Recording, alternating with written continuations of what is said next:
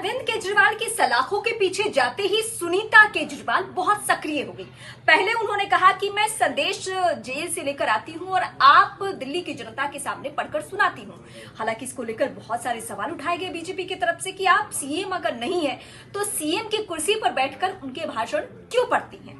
उसके बाद हुआ ये कि वो सक्रिय होने लगी, फिर कार्यकर्ताओं तक संदेश जाने लगा और ऐसा माना जाने लगा कि शायद वो राजनीति में अरविंद केजरीवाल के विकल्प के तौर पर उभर रही हैं। तुलना तो यहां तक होने लगी कि कई प्रदेशों में जो महिलाओं को या पत्नियों को सीएम बनाने का चलन है, जिसमें बिहार की लालू प्रसाद यादव के फैसले की बहुत चर्चा होती है, उस दौरान ये भी तुलना होने लगी।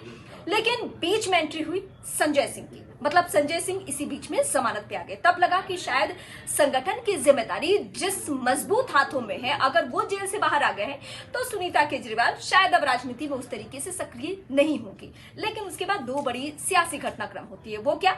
दिल्ली के रामलीला मैदान में जो विपक्षी गठबंधन का महाजुटान था, जिसमें दिग्गज तमाम राजनीति के धुरंधर जो राजनेता है वो सभी पहुंचे हुए थे।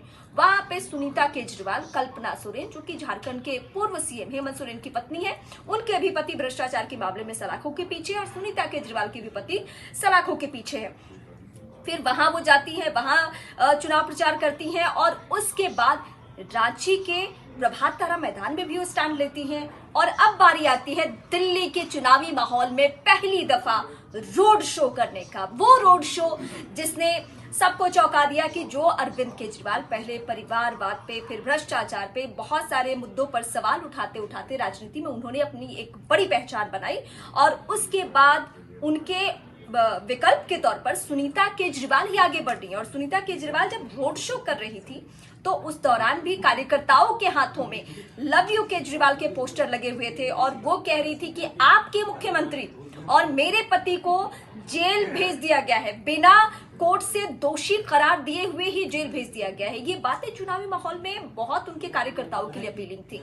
लेकिन कहते हैं कि सियासत में सिंपैथी वोट का भी बहुत महत्व होता है और कई दफा हमने देखा है कि राजनीतिक पार्टियों को इसका फायदा भी पहुंच जाता है। तो क्या लोकसभा 2024 के चुनावी माहौल में सुनीता केजरीवाल जो ये रोड शो कर रही हैं या हर बड़े मंच से चुनाव प्रचार की कमान अपने हाथों में मजबूती से लिए हुए हैं, क्या वो अरविंद केजरीवाल के विकल्प के तौर पर हैं? क्या वो अगली सीएम हो सकती हैं अगर कोई आपात स्थिति हो और अरविंद केजरीवाल को इस्तीफा देना ही पड़े?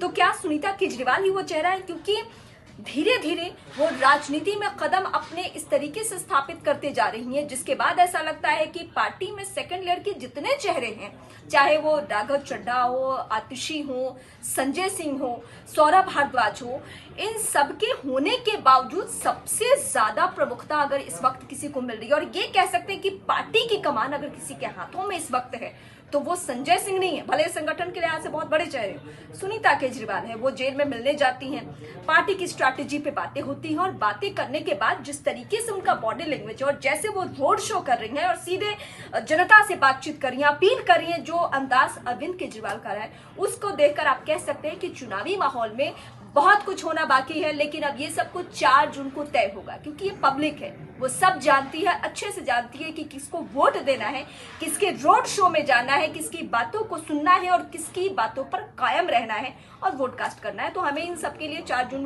का इंतजार करना होगा। लेकिन जो सुनीता केजरीवाल ने राजनीति में खुद को स्थापित करने के लिए कदम उठाया है, वो चर्चा का विषय जरूर बना हुआ है। अगर आप सुनीता केजरीवाल की राजनीति करने के अंदाज को लेकर कुछ कमेंट करना चाहते हैं, जरूर हमें बताएं।